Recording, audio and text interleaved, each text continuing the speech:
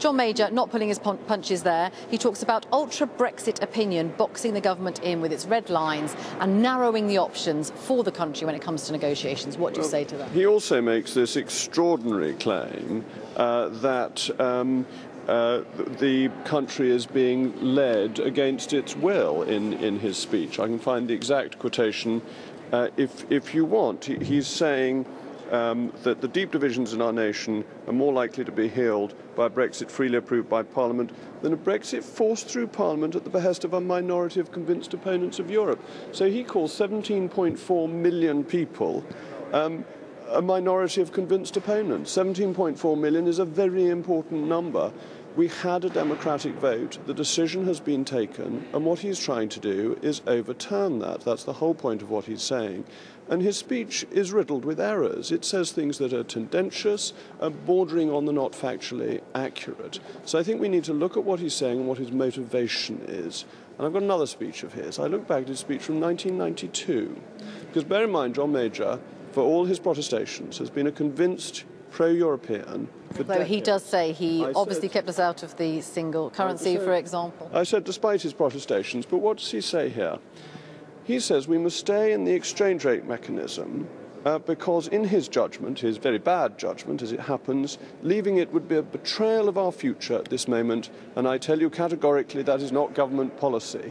Within about 10 days we'd left. He also said that he had already achieved far-reaching reform of the common agricultural policy in 1992. So you have to look at the context of John Major's speeches, the fact that he gets it wrong, he's got it wrong in the past, and he's got it wrong again. His broad argument today was particularly about the business world, saying that many of them are saying we have to stay in a customs union or a single market, and the Conservative Party, of all parties, he says, should understand business, and when it comes to our economy, that is the way to keep it strong. That's why I'm going back to this 1992 speech, because that was his argument in 1992. He was saying this is what's in the interests of business. John Major doesn't know what's in the interest of business. He got it wrong then. He followed a policy that destroyed business in the country, ruined families with very high interest rates. He's once again pretending he knows what business wants, and he knows what will make us poorer again. That's what he has been saying. He also says that what he calls ultra-Brexiteers have been wrong in nearly all that they've said during the referendum campaign. He talks, of course, about the £350 million a week promised to the NHS. He talks about the idea that the EU would have to whistle for its money. We're handing over £40 billion. The idea that a trade deal could be done in an afternoon. There are still things that people were promised and they may not see that they're coming to fruition. Well, let's look at this. He says Japanese car makers warned that they could close operations in Britain, and he says that on the day that Toyota has announced an investment of £465 million in Derbyshire. So for every tendentious statement made by the Leave campaign, worse statements were made by the Remain campaign.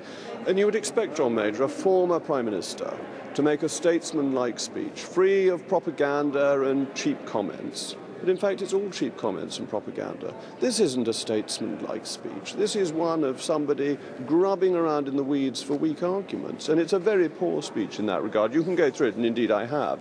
And if we had time, I'd happily construe it paragraph by paragraph to show quite how weak and tendentious it is. What about the idea that in the end, the type of Brexit we have, and you know that this is incredibly contentious, people don't agree about what kind of Brexit we're going for, the Conservative Party isn't agreed on this, the country isn't either. The idea that Parliament, this place that you fought for the sovereignty of it, that's why you wanted to leave partly the European Union, why not say a free vote for MPs?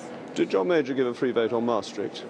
No. I mean, this is where he's really guilty of being a complete humbug. But he would argue Brexit has far more ramifications in the longer term than the Maastricht Treaty. No, Maastricht was of fundamental importance. It tied us in to the European superstate. That's what it was about. We were already in the EU. This is us leaving the European Union. But Maastricht is a fundamental change of course, of much greater development. It brings in foreign affairs, home affairs, it brings in the social chapter, which had an opt-out, was then opted into. He whipped that through in the most aggressive whipping in modern history. And for that Prime Minister then to say that, oh, it should be a free vote, is either forgetting how he behaved himself, ignoring how he behaved himself, or is straightforward hypocrisy. So how do we now find the compromises that will inevitably have to be made? He is saying that we will have to compromise if we are to keep our economy strong, because at the moment there is no agreement, even within the cabinet, about what kind of Brexit we have. Well, this is a further problem with his speech, that every time there's a compromise, he says it's a sellout.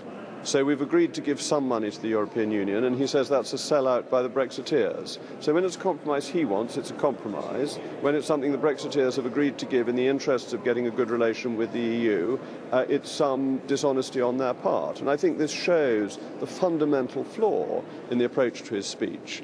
And I heard that last bit that was being broadcast before we came on. He also hasn't got his facts right.